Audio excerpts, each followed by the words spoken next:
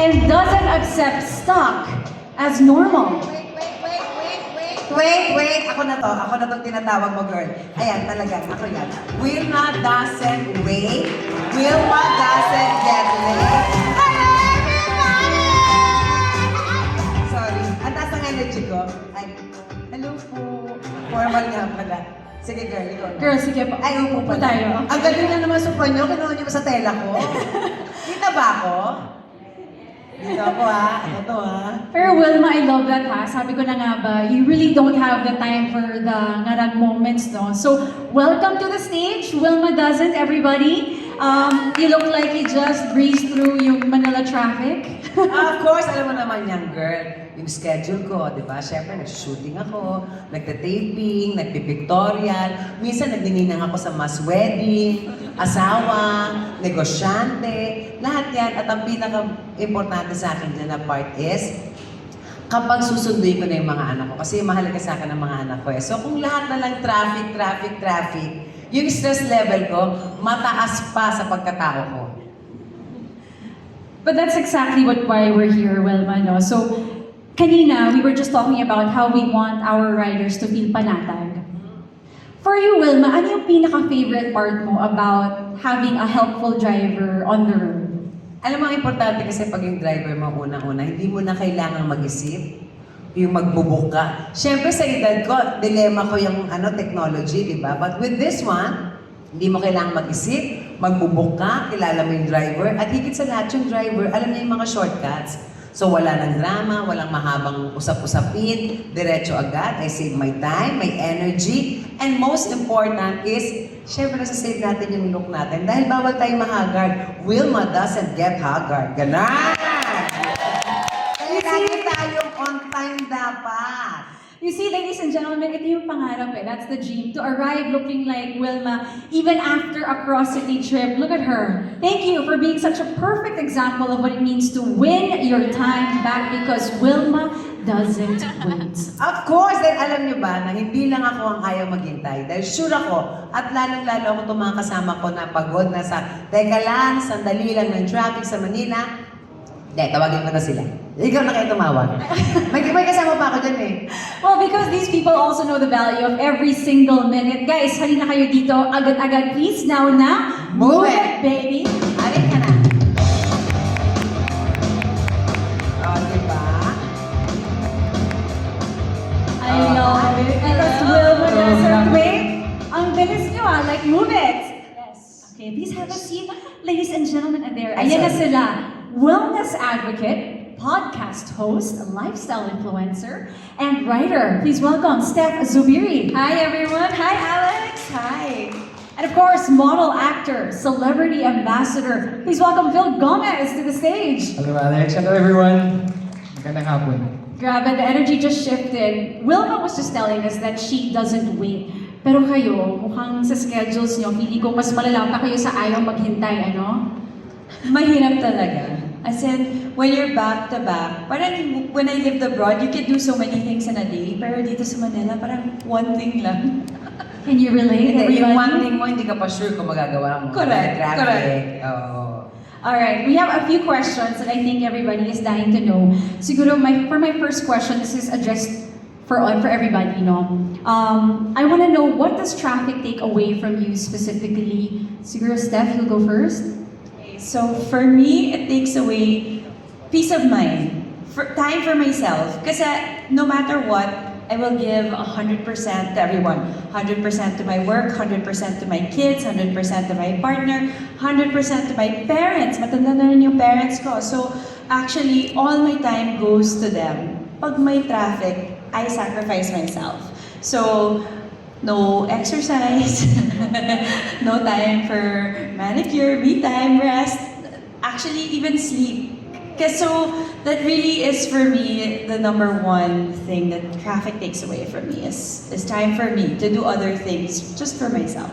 And of course, you can't discount that. You also have to take care of yourself for you to be able to take care of others. Absolutely, that's what Soulful Feast is all about, finding time for yourself so you can be 100% for others. Because if you're 0%, wala Wala kang maibibigay. Absolutely agree with you, Steph. Thank you. And Phil, I go to you next.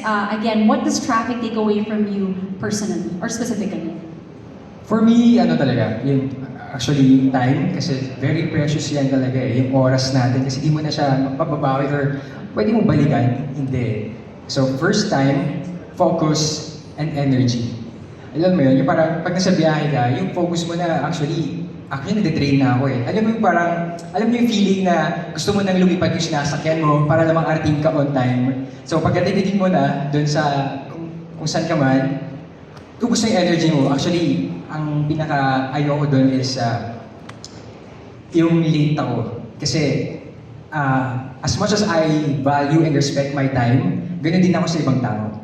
Kasi pinapahalagahan ko talaga yung oras ng bawat isa. So, nirespeto ko talaga yun. So, nakakahiya yun. Yun lang. So safe to say, Phil, no, naniniwala ka na a sign of respect is when you arrive on time? Yes. Or Professionalism. earlier. Yes. Kung Earlier. pwede. And Miss Wilma doesn't? Alam niyo, sa sobrang ganda na sinabi nilang dalawa, copy-paste na lang ako. Copy 1, copy 2. Yun na din ako. Okay, okay. Like, ako feeling ko, ang natitake away ng traffic sa akin, yung youth ko. Yung youth! Alam mo? Aminin niyo, di ba, fresh na fresh ka. Yung glow mo, di ba, yung fresh na fresh ka. Mas sumakay ka, na-traffic ka. Ay, pagdating mo sa pupunta mo, ay para ka ng daing, natuyod ka na sa dami ng anxiety na nangyari sa buhay mo. Yung energy mo, nabawasan na kasi ng problema ka na in everything.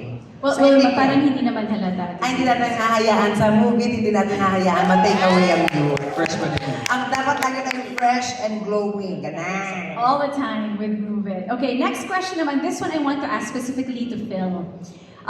Phil, what is your non-negotiable? Yung tipong, what can't you afford to miss? Yung professional talaga, yung yung professionalism.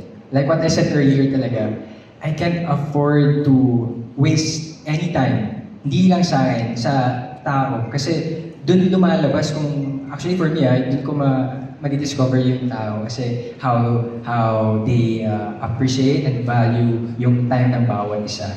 So, yun talaga yung hindi pwede na kailangan priority on time ka lagi. Kasi kung pag sinabi mo, eto 6 a.m. tayo meet up, tapos 6:30, and ang pet peeve ko pa naman, sasabihin, yung reason na, sorry late ako kasi traffic eh. Sorry late ako kasi si Kuya Driver, nagpagas pa. So ako parang, for me, yung traffic, nandiyan na talaga siya eh. So, mag-iisip lang tayo ng alternative and options para mas ma-resolve yun. I love that you said that, natanggapin na natin na nandiyan yung traffic. So what can we do? How do we move? Yes. Move smarter. Thank you, Phil. This next question I want to ask to Steph. I want to know, because you juggle so much and you do a lot. So what do you end up sacrificing when of course traffic wins? Is it work? Is it rest? Is it maybe your health or your family? Okay, so I actually want to start by saying, sa totoo lang, I really use Move It. Because I'm sure a lot of people here, baka hindi sila maniniwala. I really use, so number one, hindi ako takot sa motor. My partner is, I'm a passenger princess. My partner, Scott, he really rides a motorcycle. So I'm really not afraid to ride a motorcycle.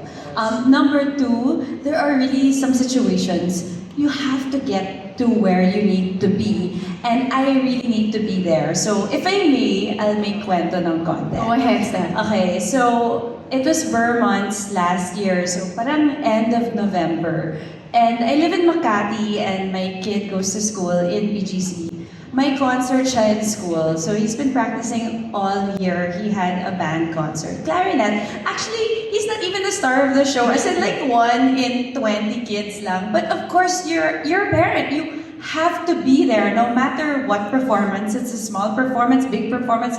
You are It's there. important you show up. have to be there. So, alam ko na traffic siya because the show starts at 5:30, so rush hour.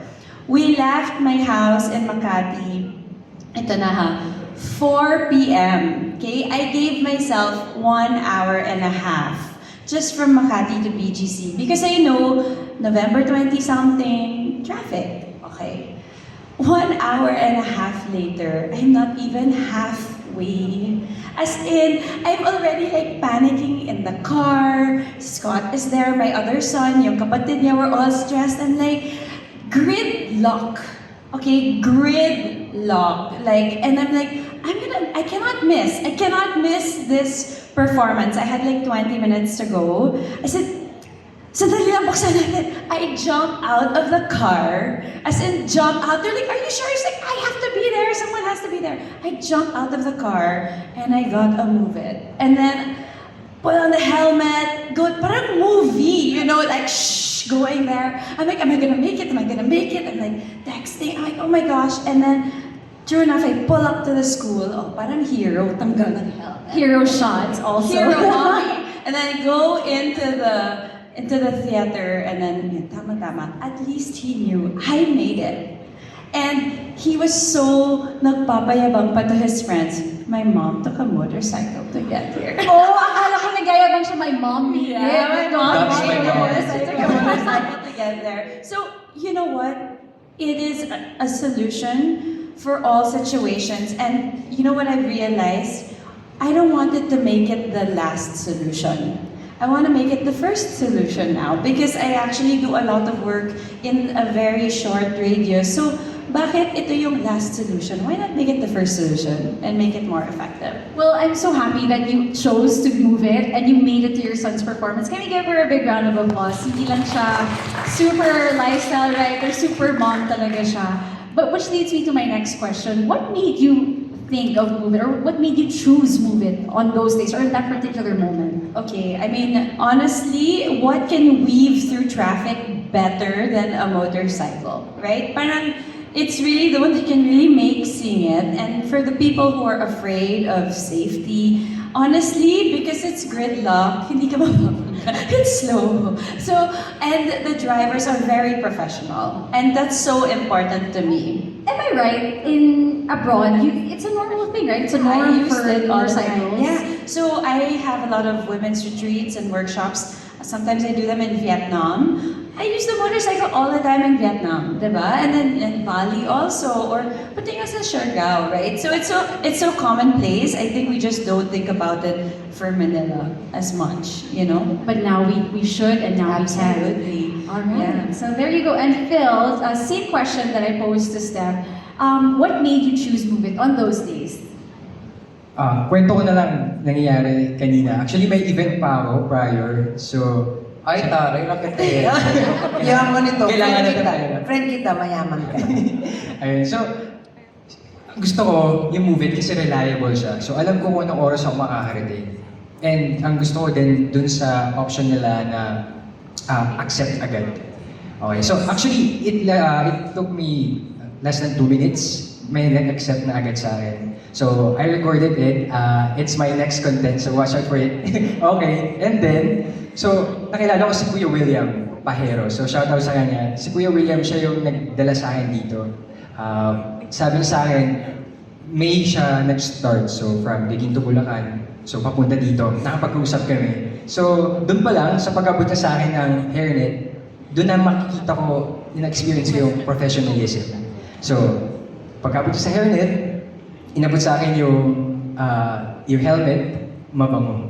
Anong amoy, Phil? Hindi maasim. O, di ba? Hindi amoy kahapon. Sabi ko sa'yo noon. Oo, importante In fairness yun, sa yung mga mga driver, bango. hindi sila amoy puyat. Hindi. So, well, inaamoy mo pa yung driver. Siyempre. Okay. Ako talaga, syempre. Or so Ay, back. ako din, hindi tanong mo. Ayun, yun na nagtanong. Okay, kanina pa kayo. How old are you? 18. Oh, ilan? 18. 18. Ikaw? O, baga na. Ikaw?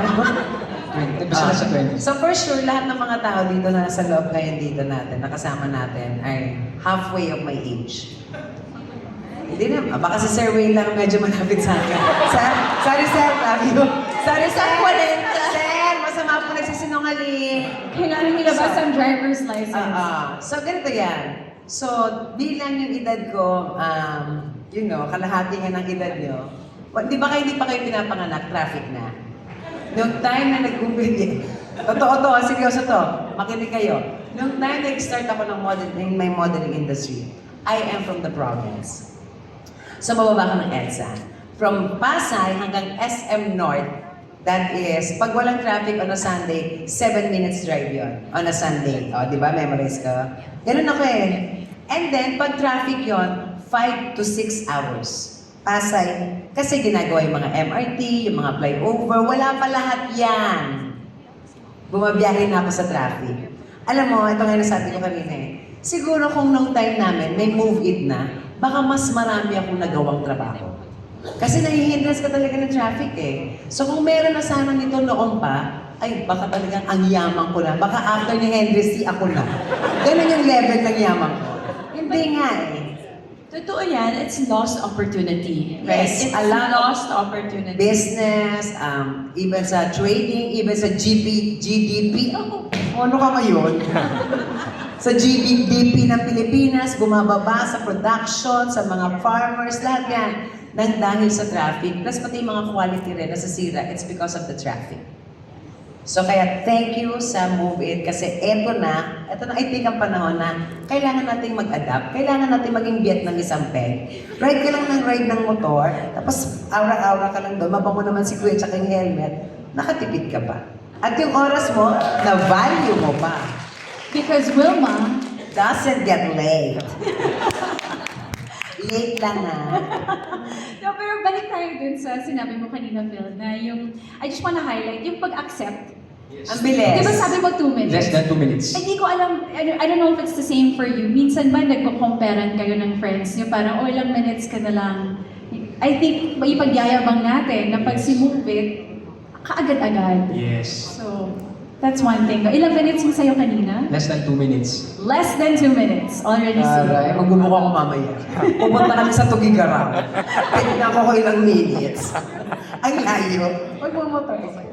That's a sign, no? That's really a sign that you have a very dependable partner on the road. But now we move, which leads me to my next question. This one naman is for Stan and for Phil.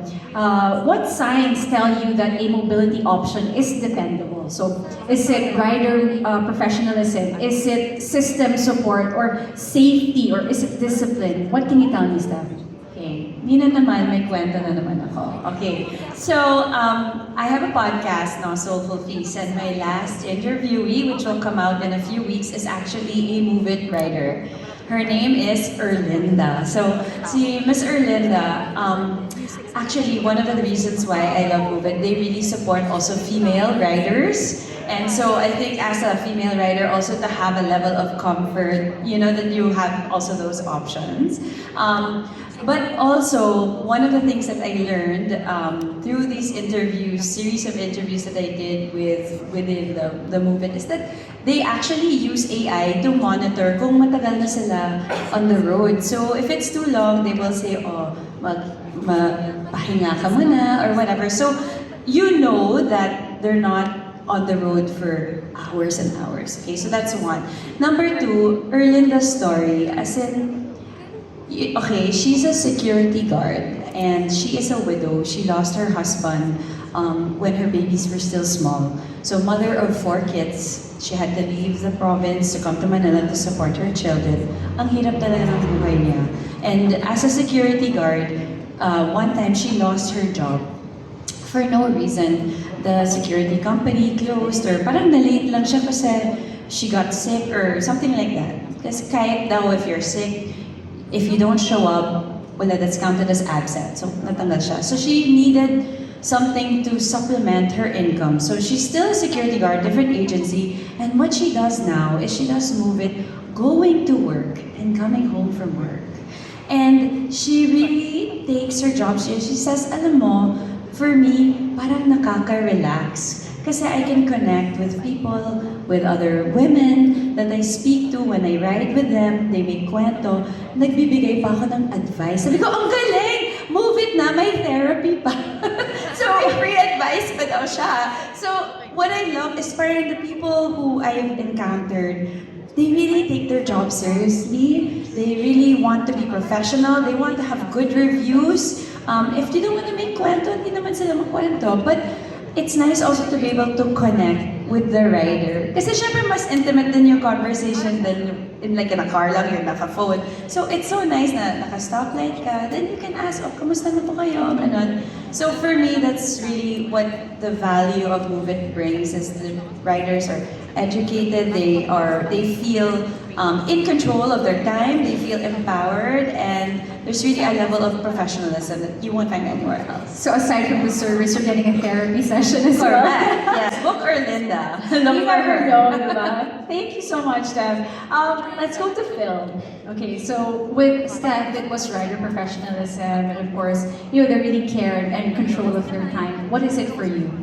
For me, aside sa professionalism ng mga riders natin na-experience ko ulit siya kanina, yung reliable talaga. Kasi for me, importante talaga sa amin. For me, as a content creator din, kasi most of the time kami ni Kambal. Actually, I have a twin brother, content creator din. So, lagi kami, pag on the way, nag-usap kami, anong ETA natin?